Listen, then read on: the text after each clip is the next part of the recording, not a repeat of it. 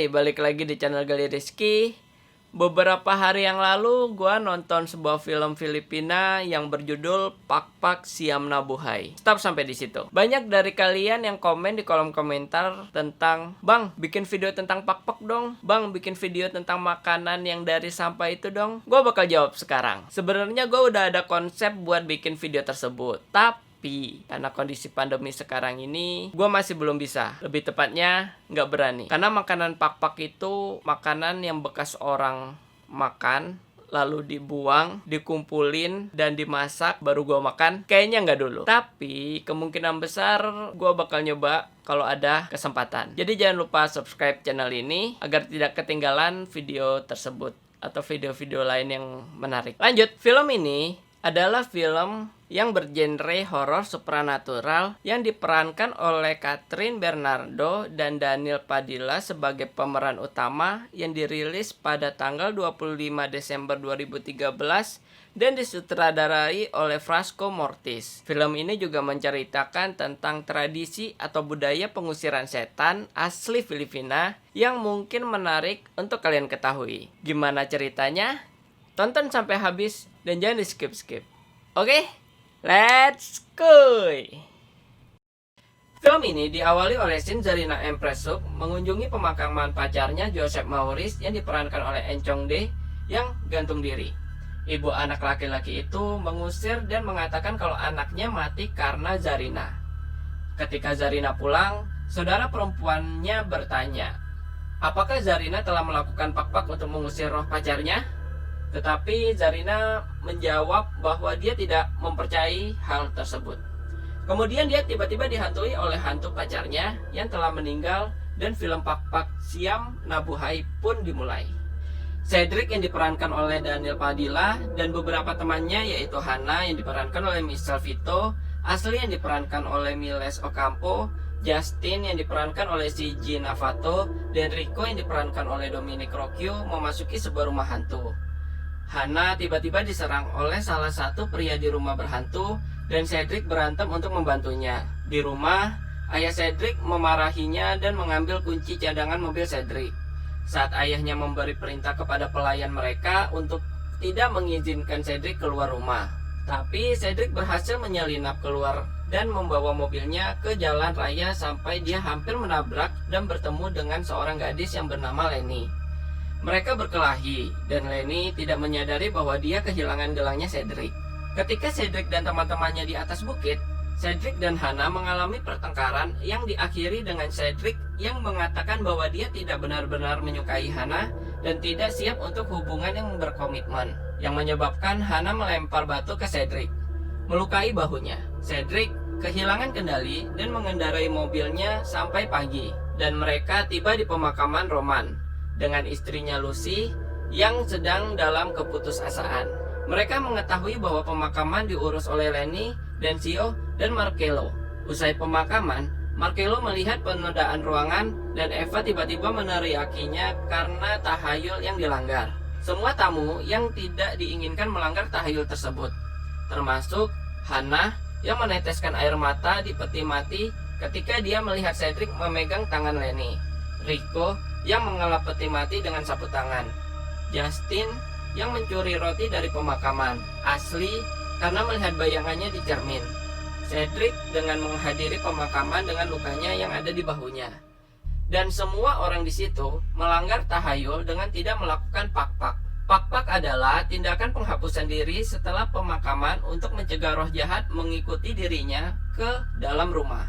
Di rumah, saudara laki-laki Lenny yaitu Mak melihat penampakan dan mendapat kertas dengan gambar 9 orang dan angka 8. Marcello yang sedang di luar tiba-tiba dibunuh oleh seseorang dengan cara digantung.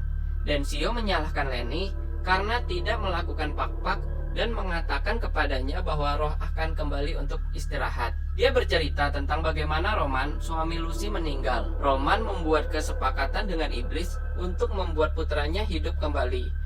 Dan pada akhirnya dia membunuh 9 orang untuk bisa membuat putranya hidup kembali. Dan dia bersedia mengucap syukur. Setelah melakukan aksinya, dia menemukan putranya sehat dan hidup di dalam peti matinya. Namun, suatu malam orang-orang dari desa mencoba membakar rumah Roman karena mereka tahu dia bekerja untuk iblis. Kejadian itu menyebabkan hilangnya Roman dan putranya, Emmanuel, meninggal.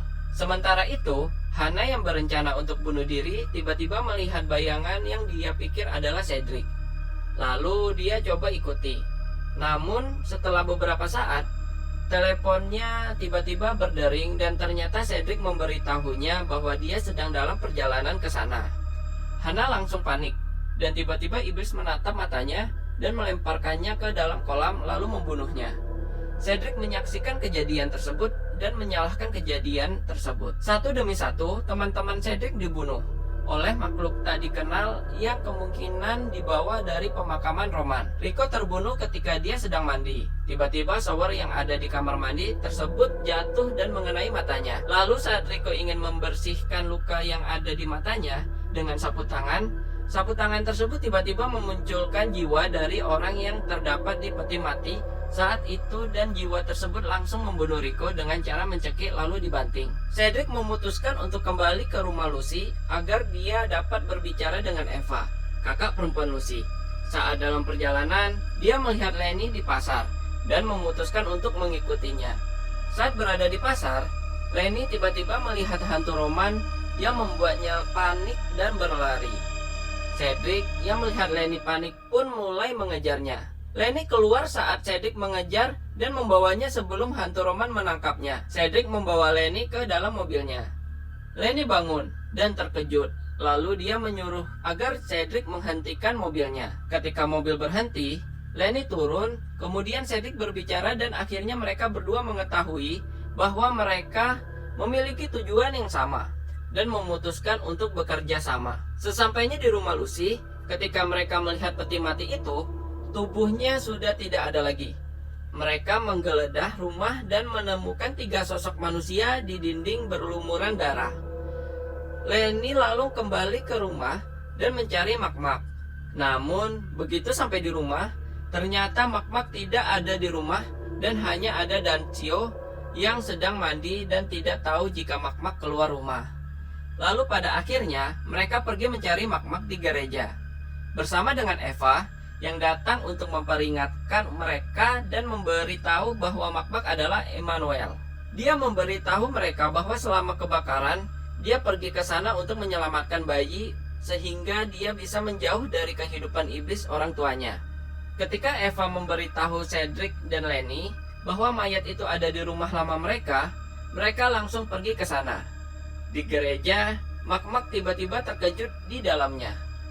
Lalu Eva meninggal karena tersedot ke dalam kuburan.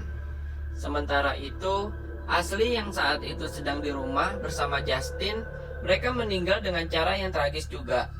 Ashley meninggal karena terjatuh dari tangga saat iblis itu mengejar. Sementara Justin meninggal karena tertabrak truk saat berlari keluar rumah.